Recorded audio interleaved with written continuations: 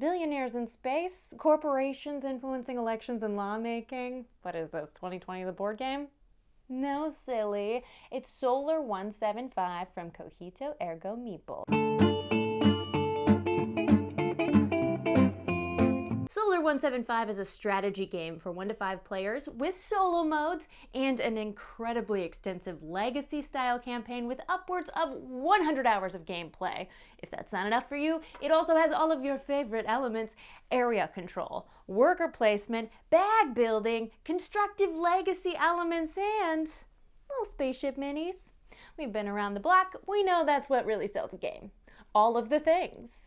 In Solar 175, you play as the CEO of a new company hoping to get their piece of the ultra-corporatist intergalactic pie by building outposts throughout an ever-changing solar system, mining for resources, expanding your corporate domain, and political parlay, all while contributing towards the shared goal of funding a megastructure that allows for cheaper space travel for the whole solar system. Simple stuff. The game plays out in a series of turns divided into 3 phases. Draw phase, in which you draw workers from your bag. Your workers are going to include pilots, general workers, lobbyists, engineers, and AI algorithms.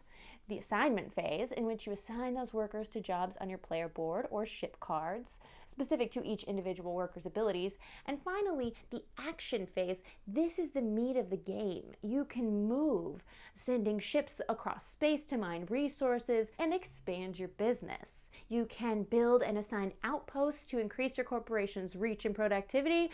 You can trade, completing predetermined trade actions like buying and selling resources or creating new bases. And you can remove workers to gain bonuses through voting, funding the megastructure, and even more. A lot, right? Throughout the game, you are managing construction and expansion, mining, hiring trade, and political lobbyists with the goal of increasing the influence of your corporation, because at the end of the game, the player with the most influence points wins. Influence points can be acquired through many different means, creating an extremely variable strategic experience. You get points for credits, that's the money you've earned, but in space talk. Mined resources, that's the good you've extracted from across the solar system. Bases, the structures you build as your corporation expands.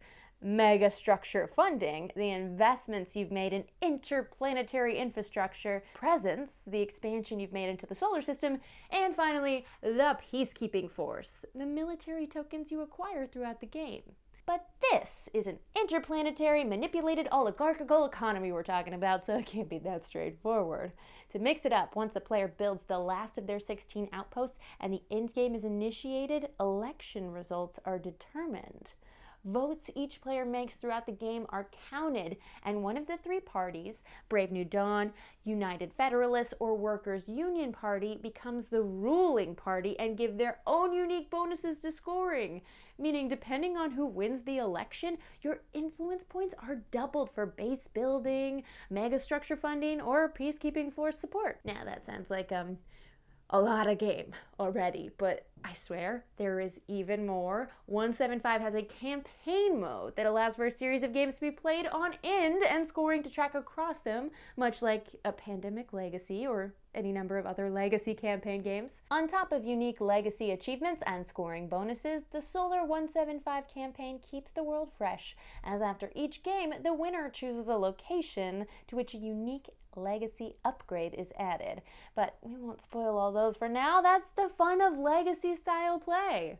The end result, though, is a reactive and ever-changing solar system that your corporations will have to deftly navigate to succeed. Maybe you'll update your strategy to surprise your competitors with nuanced business strategies, or maybe you'll just pay for lobbyists to rig the economic system in your favor. Or maybe you'll find a third humanitarian strategy and spread that idea to some of the real space billionaires in our real world. Good luck with that. I think this game has incredible attention to detail. It is simply delightful. The real-world analogs of this sci-fi story are super clear. There's an immense amount of world building as captured in a full-length art and story magazine, Lunar, that comes with the game. Plus, even the rulebook is framed with an in-world narrative. The design of this game is intentional, impeccable, and It's not just the experience on the table, but it puts the experience in your imagination as you play. So if you want dozens of hours of sci-fi gameplay, but you don't have the stamina for a 14-hour Twilight Imperium session, but if you do, call me, Solar 175 will immerse you in the world of space faction battles and still leave time to do your laundry. Check it out on Kickstarter in that link below. I'm Becca Scott, and you've been great. I'll see you when my mega corporation crushes yours in space.